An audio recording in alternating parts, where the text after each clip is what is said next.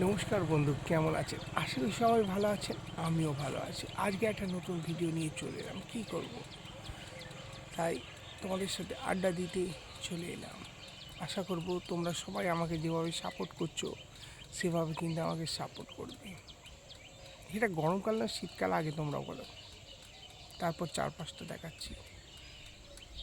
একটু মনে হচ্ছে শীতকালে কুয়াশা পড়েছে। চলুন একটু এগিয়ে যাই, রাস্তার কী অবস্থা দেখি। আর এখন আমি চলে যাচ্ছি শতবিশা স্কুল টপকে মালিয়ার দিকে। আর মালিয়ার দিকে যাওয়ার রাস্তাটা একটু দেখে নিন। এটা হচ্ছে মালিয়া থেকে বাংলাপুর রোড ওঠার যে রাস্তাটা। চারপাশে দেখতে পাচ্ছেন কত ঘন কুয়াশা। সেই কুয়াশা কিন্তু ঠিকঠাকভাবে দেখা যাচ্ছে না। আর এইগুলো দেখলে তো পুরো কুয়াশা বোঝা যাবে।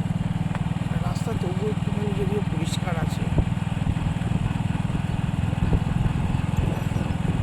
আর এই পাশে দেখতে পাচ্ছেন মালিয়া পার্ক। মালিয়া পার্কটা দেখতে পাচ্ছেন, ভেতরটা না একদিন ঢুকে আপনাদেরকে দেখাবো। কিন্তু ঘন কুয়াশা মালিয়া পার্কটা সেভাবে দেখা যাচ্ছে না। কী বলবো, এই সকালবেলায় এরকম কুয়াশা থাকলে আর বেলায় গরম পড়লে কীরকম, সকালে কুয়াশা আর বেলায় ঠান্ডা পড়লে মানুষের কীভাবে শরীর খারাপ হয় বুঝতে পারছেন। হেলমেটটা ছিঁড়ে গেছে, হেলমেট কেনারও পয়সা নেই, তো ইউটিউব থেকে পয়সা পেলে কিনবো। আর এখন যে রোডটা দেখছেন সেই রোডে গাড়ি চালাচ্ছি, সেইটা হচ্ছে জামাইবাটি থেকে বন্দিপুর যাওয়ার রাস্তা। আর এদিকেও তুলনামূলক একই রকম কুয়াশা।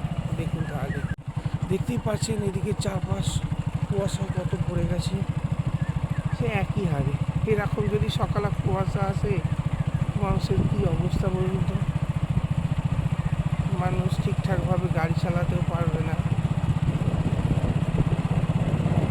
প্রচণ্ড কুয়াশা।